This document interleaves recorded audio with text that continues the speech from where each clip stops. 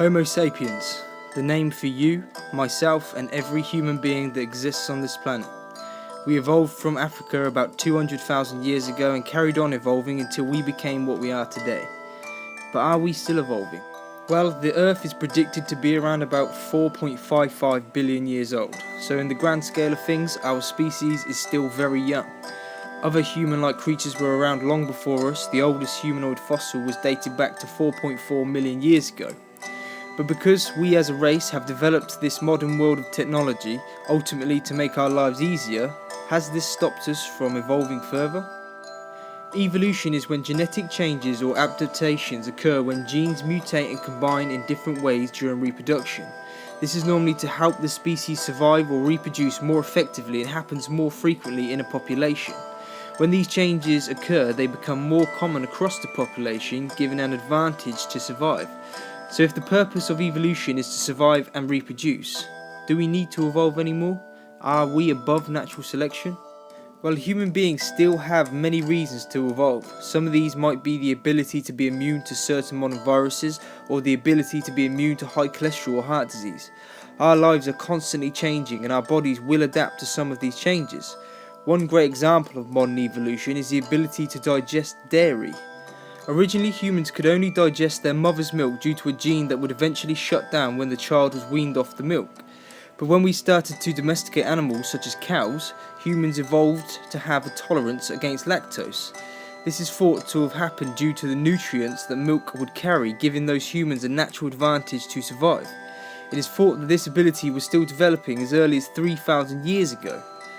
So we are still evolving and scientists think we are doing it faster than ever before. In the last 10,000 years, the pace of evolution has sped up 100 times. So what does this mean for the human race? Well, other than drinking milk and resisting diseases better, scientists think we are also losing our wisdom teeth and surprisingly that our brains are getting smaller.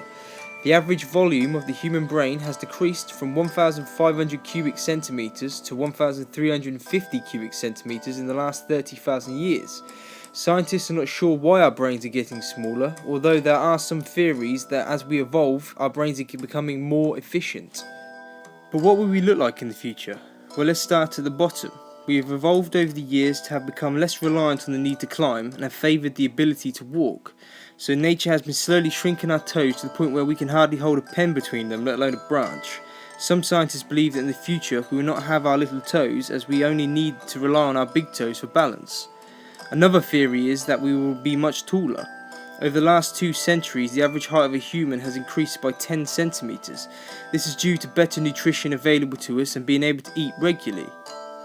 But just because we could be taller doesn't mean that we're going to be stronger. Due to the increasing reliance on technology, our muscles don't need to be as strong as they did. So the more our machines work for us, the less we need to do, resulting in a weaker race of humans. Over thousands of years, humans have been slowly losing their hair. There are a number of different causes for this, but one of the main reasons is that human men are attracted to women with less hairy bodies, meaning that women's bodies could be a lot bolder in the future. Also, the fact that we tend to wear clothes to keep ourselves warm now has meant that there is no need for a big fluffy fur coat. But I think the strangest of all the changes that might happen to our bodies is our face. Scientists predict that in a few million years, humans may have flat faces, big round eyes and small noses.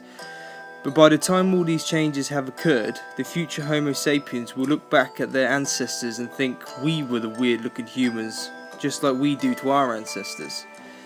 So I think one thing that we all must remember from time to time is that we might be able to fly thousands of miles in a plane or perform extremely complicated operations, but at the end of the day, Mother Nature is still looking out for us. Mother Nature still has a part to play.